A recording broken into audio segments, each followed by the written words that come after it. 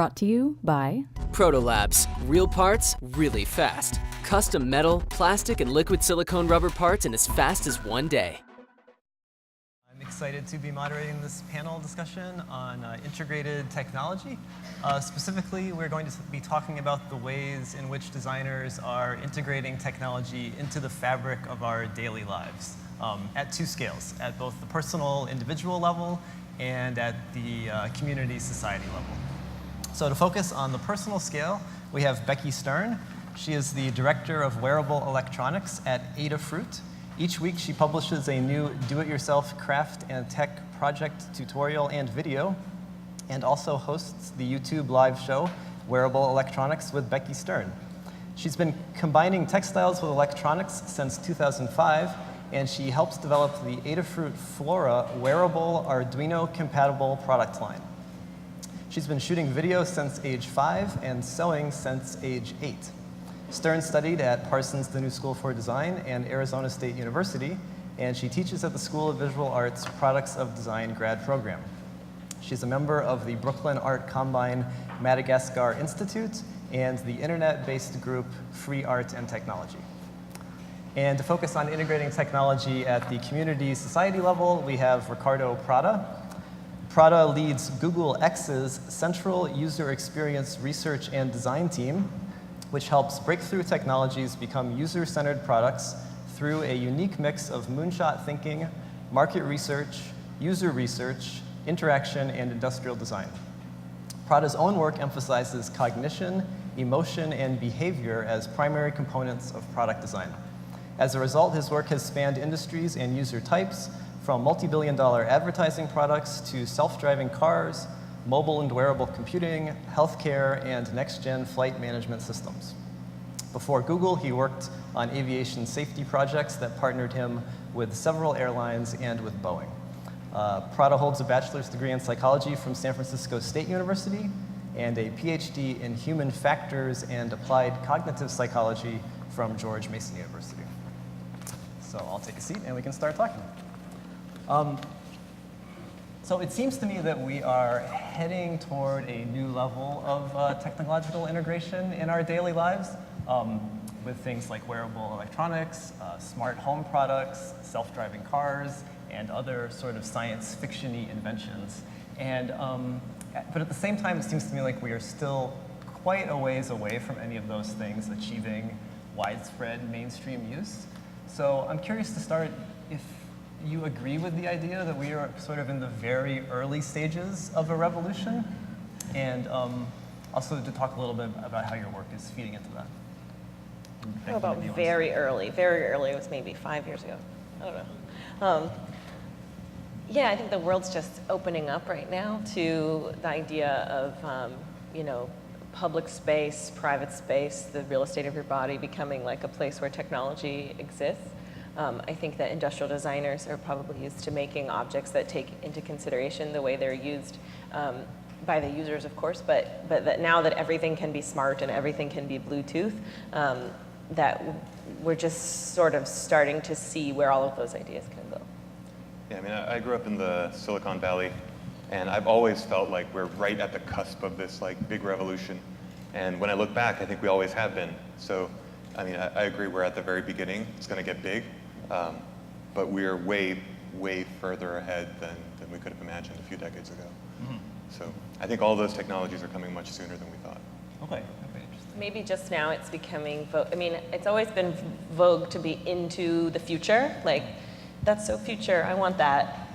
That's always been the case. And so fetishizing the next generation of technology is pretty popular, but now that distribution channels of products and manufacturing is more on a global scale, and you really can like be a designer CEO and launch your own electronics product, like feels more attainable. Like I can have that future. I don't need to wait for someone to make it for me. Mm-hmm, mm-hmm. So, I mean, I think a lot of people are somewhat wary of all of the new ways that technology is starting to infiltrate our daily lives. I'm curious how much of your work involves thinking about easing these technologies' integration into society, or to what extent you're maybe trying to confront people with these things or educate people. maybe you want to So start. I think from our perspective, in Google X, the thing we try to do is look for a huge problem and a radical new technology that can try to address it in ways that other people probably wouldn't think to invest in. You can see in the slide deck, one of the problems we identified was the lack of access to information in most of the world.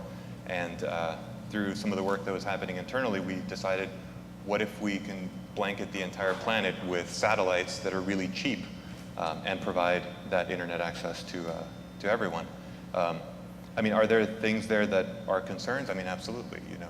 You have countries that are interested in their airspace and so on. But I think once these ideas are introduced and identified as viable, then a lot of people surprisingly come out of the woodwork to try to support it. We have nothing but partners on most of our projects, to the point where we have to turn them away because people see the need and see that somebody out there is thinking differently about them. We have a different approach where we take a really small problem, like my prom dress doesn't light up yet, and try to leverage media around that to create a popular vernacular around technology, like be avant-garde in fashion in a way that makes people want to learn programming. Like, where did you get that light-up prom dress? Oh, I made it myself, and you have to make it yourself. So, like, the cultural cachet of being a smart technology person, that's what we're into popularizing that idea, which I think would hopefully make all of your lives easier later when people you want to sell them a technological device. They have a better understanding of how it works and how it might help them express themselves better. And we all curate our personalities through the products we buy, but I think more so than a Bluetooth speaker or your cell phone, technology that you wear on your body really more so expresses who you are, and so you're much more careful about what you becomes part of your body, or your rad view meter baseball hat. And I think to your point, Mason, you've got two different approaches here to the same kind of thing, which is how do we get people to see that there are technological solutions to all kinds of problems and get them comfortable with it. We try to show these big problems in these very different way of thinking, and I think, Becky, you're talking about getting people comfortable with the technology itself who probably wouldn't have been, who might have been alienated otherwise. So then do you kind of start with, in an ideal world, the best case scenario would be fill in the blank, and then later let yourself get to the nitty gritty reality of whether these things could actually exist in terms of political realities and things like that? Is that kind of how the process works? Do you let yourself think about the kind of total blank slate? Yeah, I think for us, one thing we do is we are constantly scouring the world looking for interesting new technologies and people who are right on the cusp of doing something interesting with them, but maybe don't have the resources. So sometimes that means we begin with a big problem. Sometimes that begins with a big new technology. Sometimes that begins with one person who has an interesting idea, and neither of the two pieces are there yet. So it can really vary for us.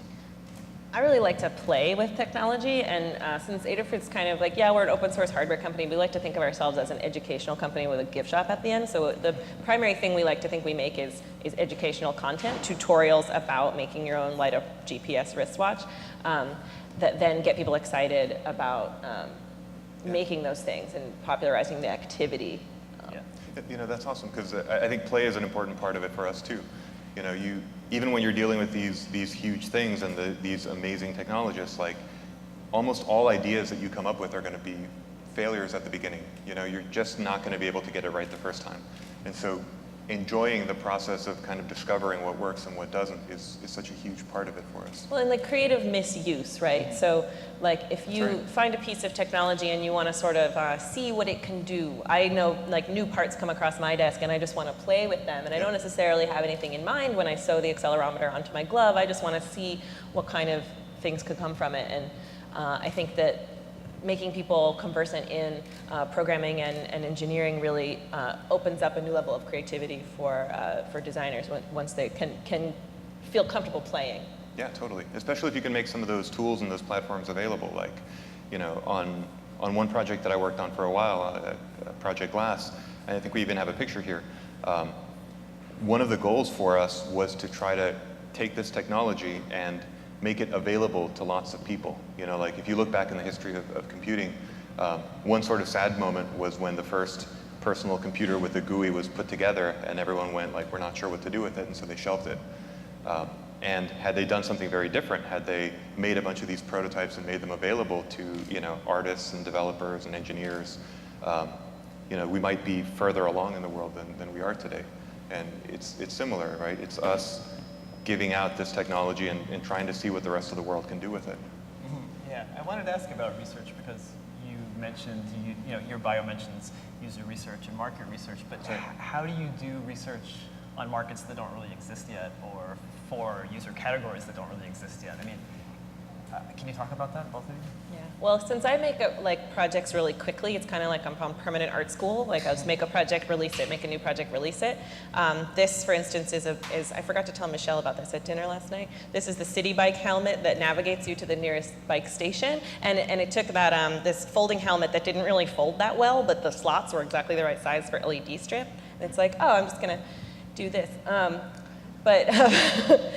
What was your question? Get distracted by the LED bike helmet. About doing user research or market research when you're kind of like inventing it. So we just throw out projects every week. It's just throw it out, and like if it becomes popular, we might rehash it later. So I'm in a unique situation where I don't have to take a whole industrial design, get some tooling, get some injection molded parts, and then see if it's popular. Because I make a video about a project, you can make it yourself. If it's no big deal if that one wasn't popular this week, but next week's is really popular, and then I might remix it, or you might see community members remix it. So that's how we do research, is because of our unique business model in education and open source, there is no such thing as a research failure, and we're learning from the community all the time. Mm-hmm. And I think for us, all of our projects are kind of operating at a scale that makes some of that a little harder. If I were to say we're working on, I don't know, robot monkey arms, suddenly shareholders might be freaking out, like, oh my goodness, like Google's going into robot monkey arms, and that would be crazy.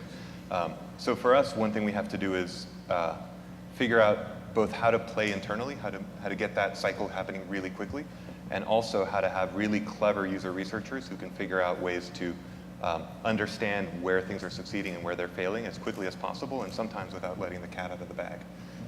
So for example, when we were working on smart contact lenses, we had a whole list of things that we might be able to do with the ability to put a microchip on a wearable contact lens. Like it's a crazy idea.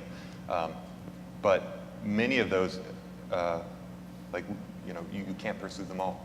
So my team received that big list, and we went out quietly looking for experts around the world who could tell us, about biocompatibility, about market sizes, about where we could have the most impact. Had all those conversations very quietly, and then we're able to begin the process of development. Mm-hmm, mm-hmm. It's interesting because this morning Michael DiTullo talked about how designers, as a designer, you can't let what could be get in the way of actually realizing a real product at some point. But it sounds like you guys, your work is kind of about lingering more in the what could be stage. Do you think that's accurate?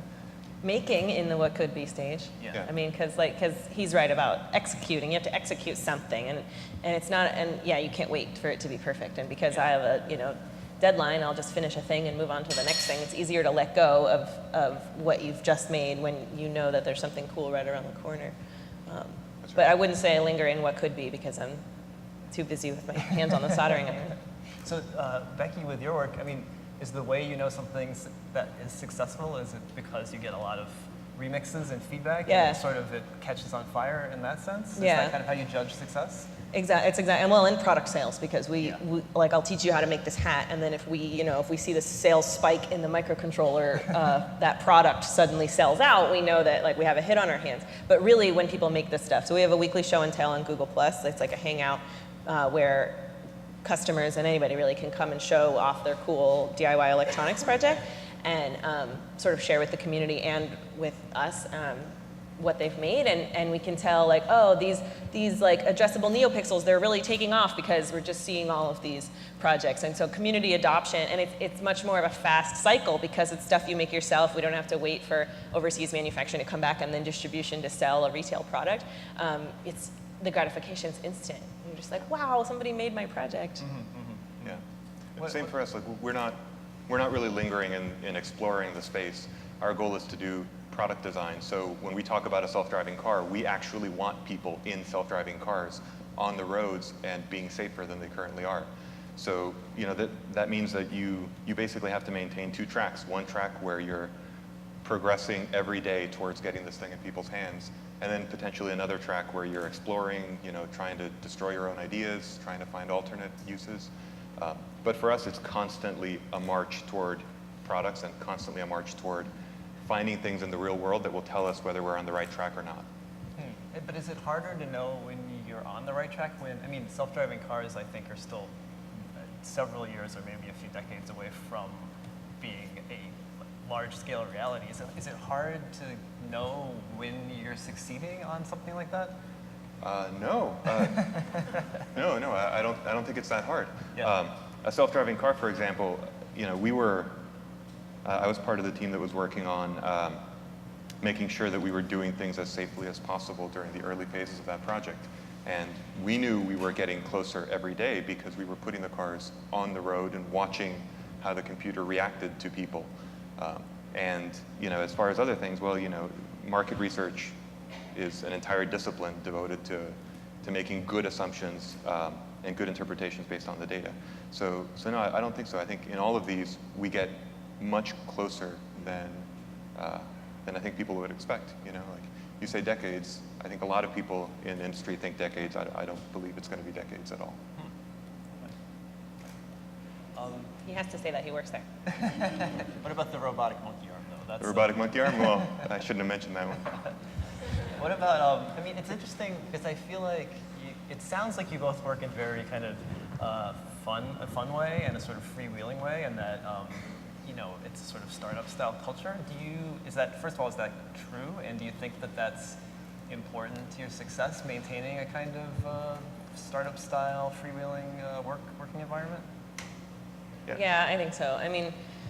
Adafruit was a startup. We're a little bit bigger now, so it's like more relaxed, but we still have that vibe of like work really hard on what you're passionate about, and what Michael was talking about earlier in his talk about working at a place that's big enough to actually execute your ideas and make things and get them into people's hands, but small enough where you still feel like you have a really big impact. So I know that I'm very creative and loud and artsy and really want to let my creative side shine and don't like to be put in a box, and that's what shuts down my creativity the fastest. So much in a way, like, you're dealing with creatives are like a little bit wild animal, right? You need to like give it what it likes and pet its head real nice. So like I feel like I need a place that's gonna be okay to be weird, right? And celebrate the weird and like, here, I made this thing, it's super creepy, what do you think? Oh, that's awesome, let's figure out what we can do with it. Instead of like designers who might be, you will make this thing and you will be quiet about it, doesn't foster innovation. And I think startups you can work with weird people, right? And if you can tolerate each other's like idiosyncrasies and figure out the best way to work together, you can really like let your freak flag fly in a way that lets your creative ideas out. I like that. I think if you're trying to take on really, really big challenges that impact a lot of people, that's not an easy thing to do from a lot of perspectives, including just convincing other people to go on that trip with you, right? So even, internally at Google, we're constantly, playing with ideas, we're constantly squashing them. I had a project that was going to have its kickoff on Monday. We canceled it on Friday before that Monday, and like it was done, and then we just moved on to the next project. So you have to have that flexibility. Or you might have a good idea and you have to kind of shop it around to different stakeholders. So for us, the size of the project makes the work environment have to be more flexible. We operate like a little consulting firm, and we have a lot of amenities. As was mentioned earlier, we have a lot of amenities, not necessarily to keep us there all day, but to make sure that we're supported. Because when you're doing these really difficult things, it can be stressful and it's a constant roller coaster ride. It's nice to be able to go get your hair cut. I probably should. So I feel like we kind of skipped over, how a new project gets started for both of you, like the very initial impetus. Is it always because you're identifying some kind of need in the marketplace? Or do you sometimes see a new technology and think like, wow, this is an opportunity to do something different? It's both for me. A lot of times we'll see So I make, we're all about making technology accessible for people and giving them like an introductory guide that they can follow, and we're really designing an experience. And my background in media and video really speaks to this too. Like we're designing like a nice, safe walk through this journey of learning this thing, whether it's like learning how to program an Arduino, learning how to blink some LEDs or read a sensor. And we want people to have a fun experience, no matter what they end up with at the end, right? So like sometimes we do a project that's just like, here's how you understand what an accelerometer does, and here's how you learn how to sew with conductive thread. And the output, there's no like goal to make a thing at the end, right? It's just playing and just learning. And so the goal is playing and learning. More so than it is, you know, to have a physical object. But oftentimes we will also, and I have like a list of what I'm doing this week and next week and 52 weeks in advance, and always constantly moving them around. And sometimes it's play with conductive paint. Sometimes it's make the light up prom dress, like something very specific that we know will be something that will, like, that a certain group of people can really grab onto. So I think it's both. Learning from a new technology that comes in, how can we use it and explore, because that's what we do, and then also how can we make this thing that goes after specifically the 13-year-old girl. Yeah.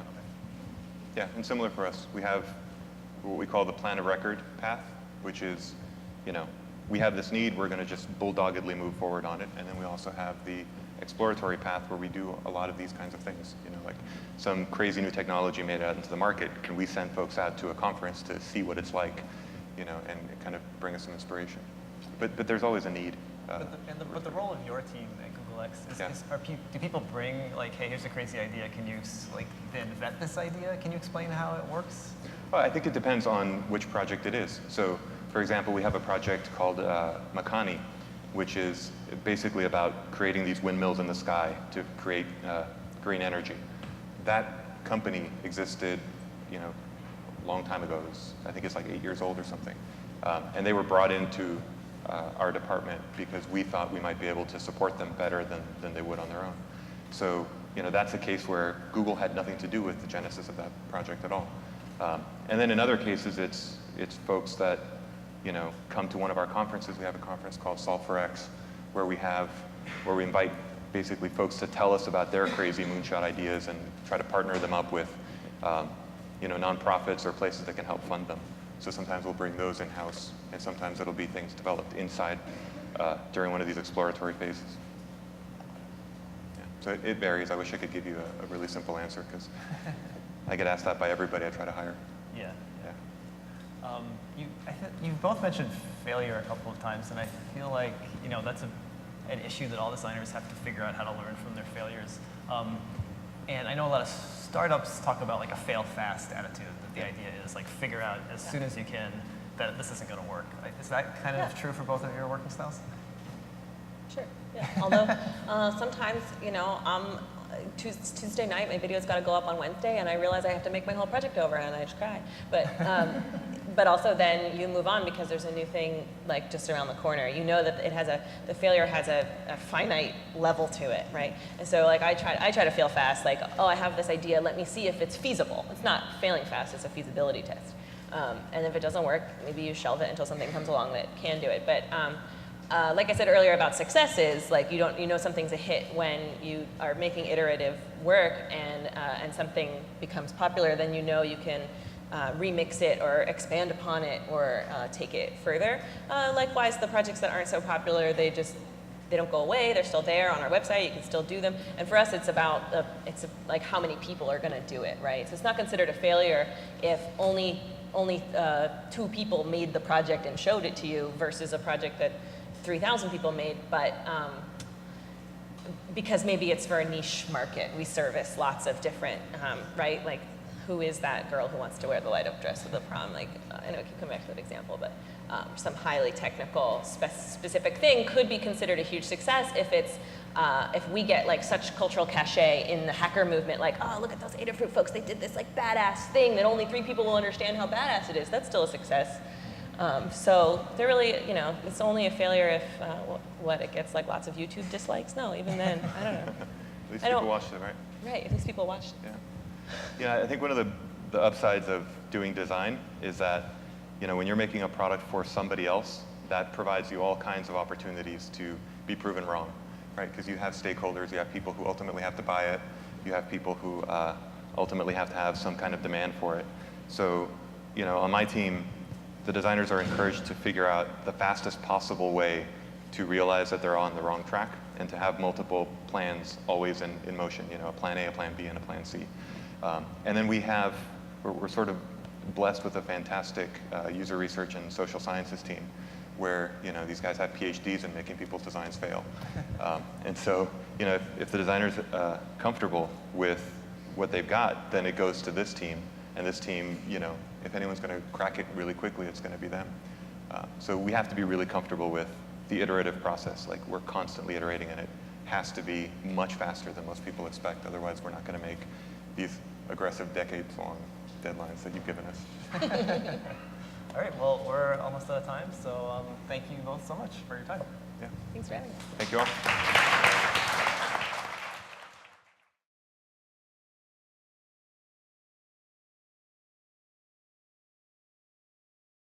all.